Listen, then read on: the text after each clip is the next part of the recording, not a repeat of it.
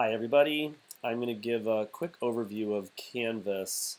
I'm really going to start at the very beginning. Um, I don't know how much you have used Canvas up until this point, so I'm just going to do a quick overview of the layout of it. I think you all know that when you enter Canvas, you're in a dashboard setting and you find the course that you want to work with. The first thing I would suggest is if you're teaching multiple sections of the same class, ask IT to combine the sections so that anything that you build out in Canvas, you'll be doing it for both of your sections at the same time, instead of doing it for one section and then having to redo it in another section. I don't remember the word they officially use at IT. I think it's called blended, maybe not, or collapsed or something. But just call up IT and say, I have two sections of a course. Can you please join them together in a way that when I make a change, I'm making it for both sections at the same time. There is a technology in Canvas called broadcasting that allows you to make changes in one course and it will, quote, broadcast that change to other courses. I have not used that broadcasting feature yet, so I don't want to speak to its success or failure or ease or difficulty. I just asked IT to take my two sections, combine them into one, and then any change that I make just happens to that one course that all students are in. So once you've done that, go into the course. So I'm going to use my Honor Seminar 2 because this is a fully online class. You'll see on the left-hand side, there's all these things like home, announcements, assignments, discussions, grades. I want to hide all of those from the students except home. So if I go to the bottom and I go to settings, I'll explain why I want to hide them in a second. Go to navigation. Now I moved fast, okay? I scrolled down, I went to settings, bottom of the list there. Then I had these options up top that said navigation. I will go fast in these videos, but because they are videos, you can stop them, pause them, rewind, watch again. And that's how you can handle it. So I can cover a lot in the video. I'll go kind of quickly. You can slow it down or stop it if you need to. You'll see that announcements already has a crossed out I on it. So I must have already, made it. Oh, I see. What you do is drag items here to hide them from students. Okay. So it's interesting that announcements is hidden, as you can see with the little, but it's technically it should be dragged down below. And I'm going to do that with, oh, I see. You drag it, but it's still, no, let's see. Assignments, there we go, down below, yep. I'm just going to get rid of all of these discussions. Sadly, you have to do them one at a time, which is annoying. But you see what I'm doing here. I'm just grabbing, oh, don't get rid of grades because they will have to be able to look at their grades. Don't get rid of people. Get rid of pages, files. I would also get rid of syllabus. IT speaks favorably of syllabus, but there are lots of reasons why I have problems with it. And I'll explain why I'm getting rid of all these things in just a second. So sorry, this is a bit redundant. I have no idea what outcomes is. I think that can stay. Quizzes you'll want.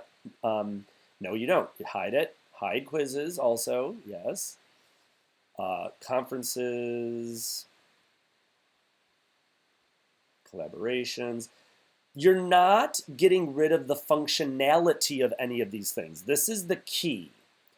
You're not removing the functionality of any of these. All you're removing is the students being able to have these as links to click on.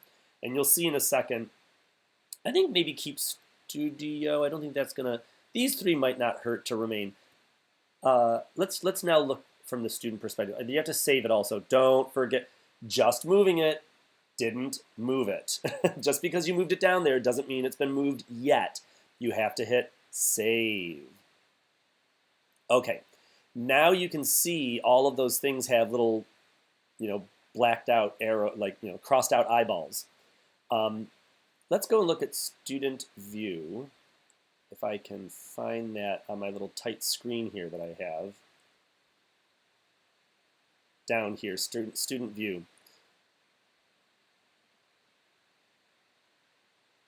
Notice all they have now is home, grades, people, modules, media.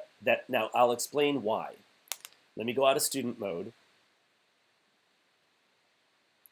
Before I dragged all of those down to the bottom, they would have seen discussions, announcements, assignments, pages, files.